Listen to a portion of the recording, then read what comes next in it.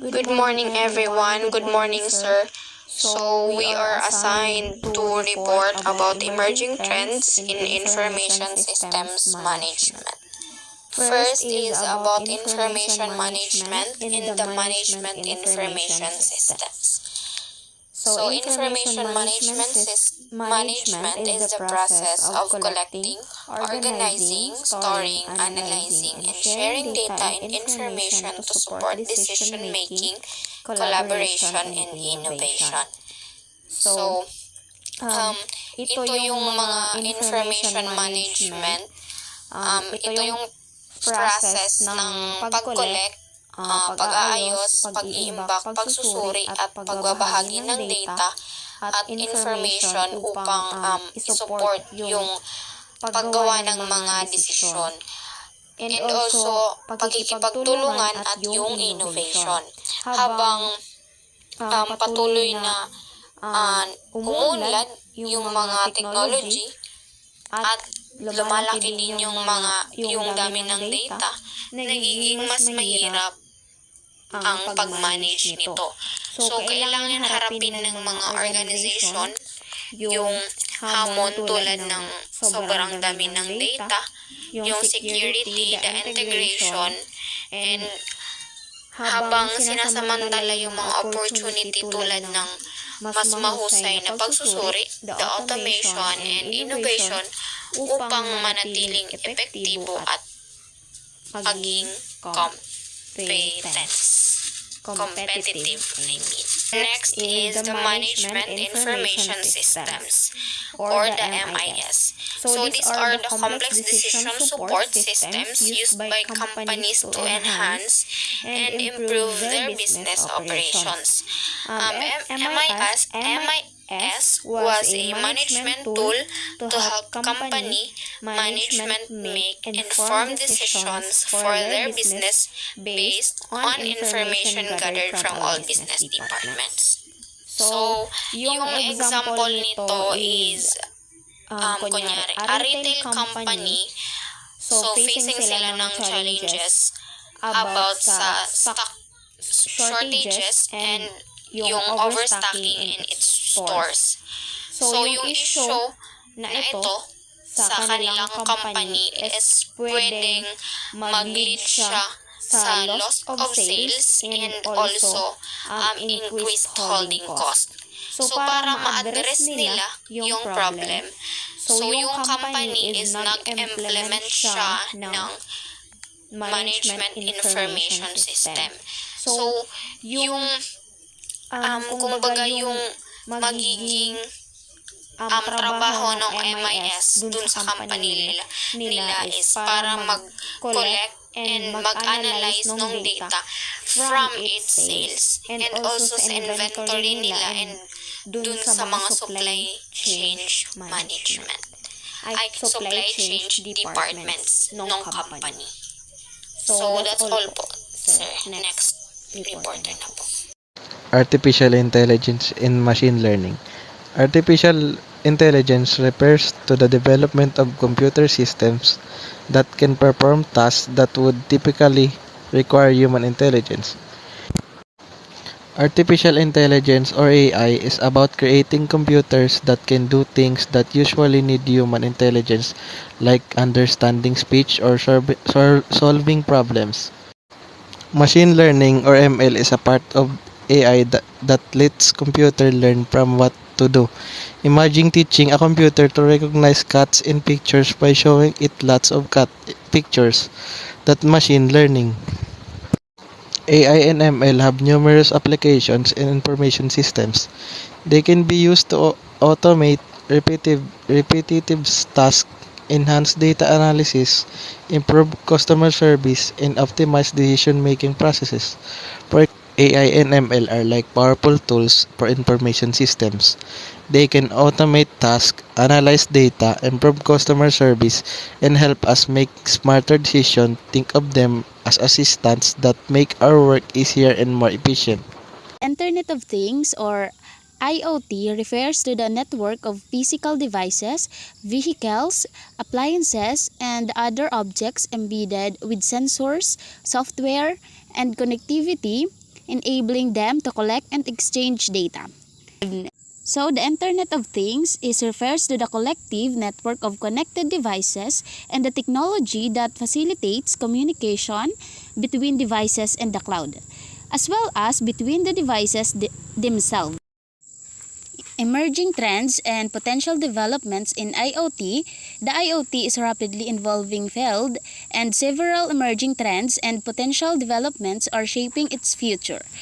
Edge computing, as IoT devices generate vast amount of data, processing and analyzing this data directly at the edge of the network rather than transmitting it to a centralized cloud server, can improve response times and reduce bandwidth requirements. The emerging trends and potential developments in IoT is IoT devices can make our everyday environments more functional, convenient, and efficient.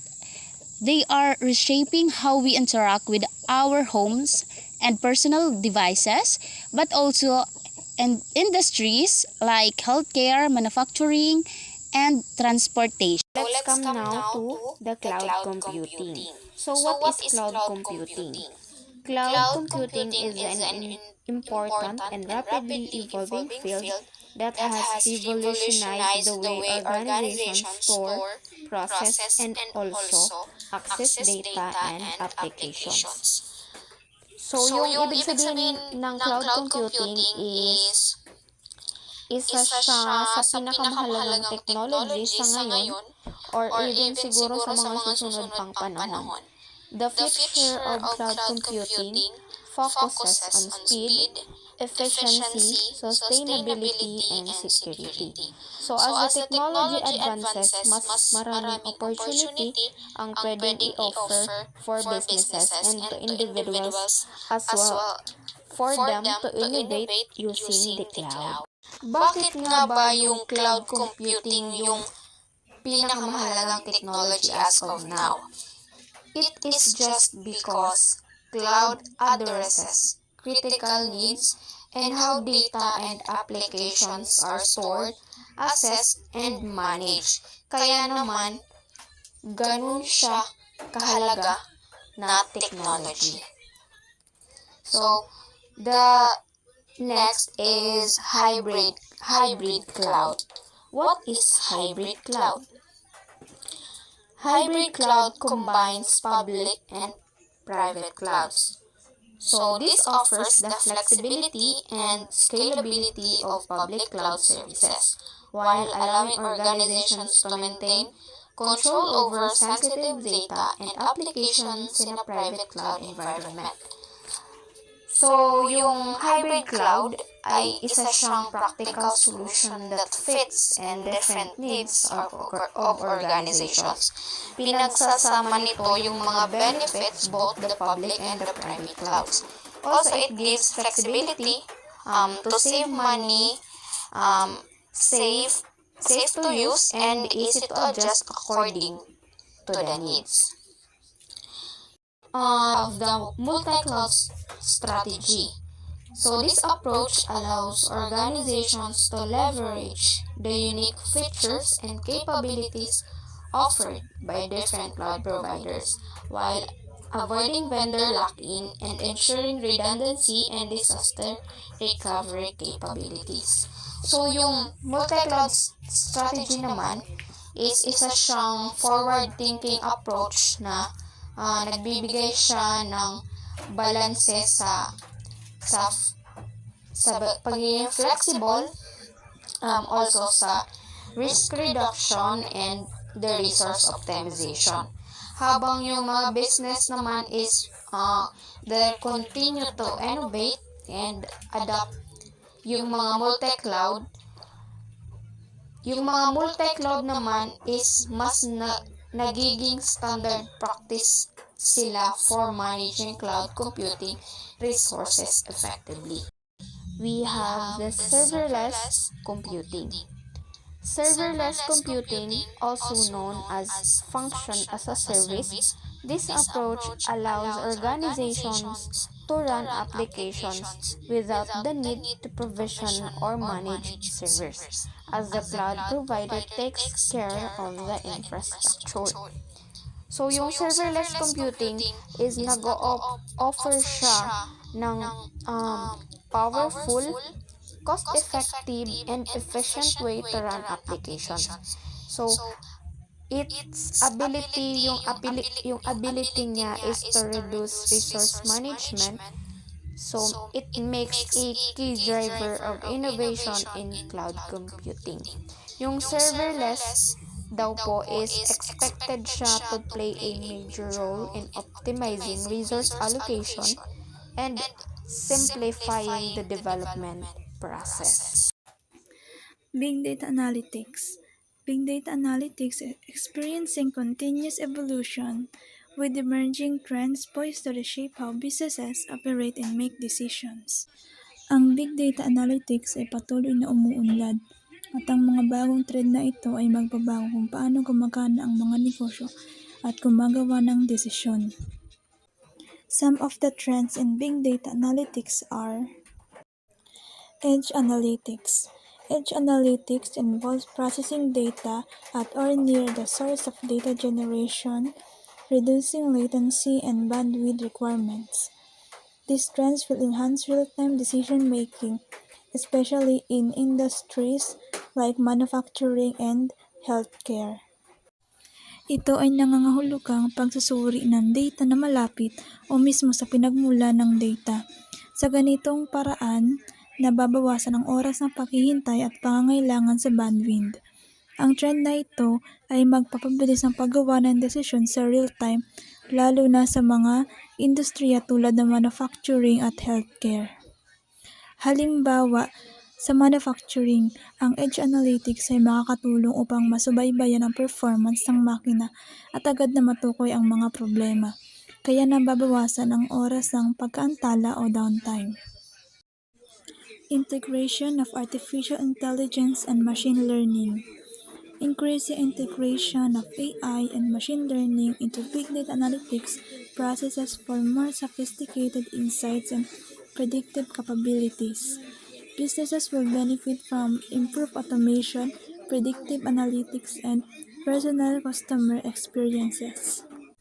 Ang pagkasama ng artificial na intelihensya at machine learning sa proseso ng pagsusuri ng malaking datos ay tumutulong para makakuha ng mas advanced na mga pananaw at kakayahang mag-predict.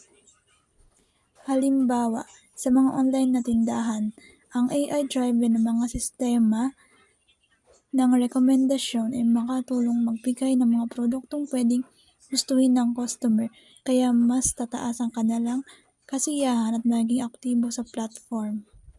Explainable AI. Growing emphasis on making AI algorithms more transparent and interpretable to address ethical concerns. Enhanced transparency in AI decision making will foster trust among users and customers. Ito ay tumutukoy sa pagpapalaganap ng mga teknolohiya ng AI na madaling maintindihan at paliwanag. Layunin nitong gawing mas malinaw kung paano gumagana ang mga desisyon ng AI para matugunan ang mga isyong etikal. Kapag transparent ang mga algorithm ng AI, magkakaroon ng tiwala ang mga gumagamit at mga customer. Halimbawa, sa sektor ng pinansyal, ang explainable AI makakatulong upang ipaliwanag kung paano at bakit ginawang desisyon ng isang credit score na tinitiyak ang pagiging makatarungan at pagsunod sa mga regulasyon. Responsible data management. Increasing awareness of ethical considerations in data usage, leading to responsible data management practices. Businesses adopting responsible data practices will build customer trust and avoid potential legal and reputational risks. Ito ay tumutukoy sa pagtaas ng kamalayan sa mga etikal na konsiderasyon sa paggamit ng data na nagdudulot ng mga responsableng pamamahala ng data. Ang mga negosyo na nagsusunod sa tamang pamamahala ng data ay makakabuo ng tiwala mula sa mga customer at makakaiwas sa mga legal at reputasyonal na panganib. Halimbawa, sektor ng kalusugan, Ang mga organisasyon ng mahawak ng sensitibong data ng pasyente ay kailangang bigyan ng prioridad ang mga ethical na kasanayan sa data upang matiyak ang pagsunod sa mga regulasyon sa privacy. Natural language processing. Continued advancement in NLP enable machines to understand and process human language more effectively. Improved NLP capabilities will revolutionize customer service, marketing, and decision-making. Ito ay isang larangan ng AI na patuloy na umuunlad na nagpapahintulot sa mga makina na mas maunawaan at maproseso ang mga wika ng tao. Ang mas pinahusay na kakayahan ng NLP ay magpapabago sa customer service, marketing at paggawa ng desisyon. Halimbawa, sa customer support, ang mga chatbots ay na gumagamit ng advanced na NLP ay makapagbibigay ng mas natural at context-aware sa mga interaction na magpapahusay sa kabuuang karanasan ng customer. Enhanced data governance and privacy measures. Strengthen data governance frameworks and increase focus on data privacy and security. Businesses will need prioritize data protection to comply with evolving regulations. Ito ay tumutukoy sa pagpapalakas ng mga framework para sa pamamahala ng data at mas pinatinding pansin sa privacy at seguridad ng data. Halimbawa, sa mga sektor ng pananalapi, ang matibay na data governance ay tinitiyak ang ligtas na paghawak ng mga sensitibong impormasyon ng pinansyal na nagpoprotekta laban sa mga posibleng data breach o paglabag sa seguridad. Industry impacts. The rapid evolution of information systems is ushering in transformative changes across diverse industries, shaping the way businesses operate and interact with their environments. Ang mabilis na pag-unlad ng mga sistema ng impormasyon ay nagdudulot ng malaking pagbabago sa paraan ng operasyon ng mga industriya, nagpapabuti ng kahusayan, accessibility at paghahatid ng serbisyo sa mga sektor tulad ng kalusugan, pananalapi, pamamahala ng supply chain at edukasyon. Ang mga teknolohikal na pagbabagong ito ay muling binubuo ang mga modelo ng negosyo at pinapalakas ang paraan ng pakikipag-ugnayan ng mga kumpanya sa kanilang mga customer at kapaligiran. Healthcare informatics. In the healthcare industry, emerging trends in information systems are revolutionizing patient care, data management, and overall operational efficiency. The adoption of electronic health records is streamlining patient information accessibility, leading to more coordinated and personalized healthcare.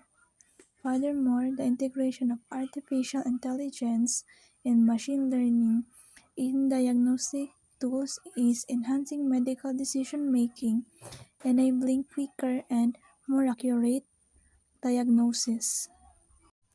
Ang mga umuusbong na sistema ng impormasyon sa kalusugan ay nagbabago sa pangangalaga sa pasyente at kahusayan sa operasyon.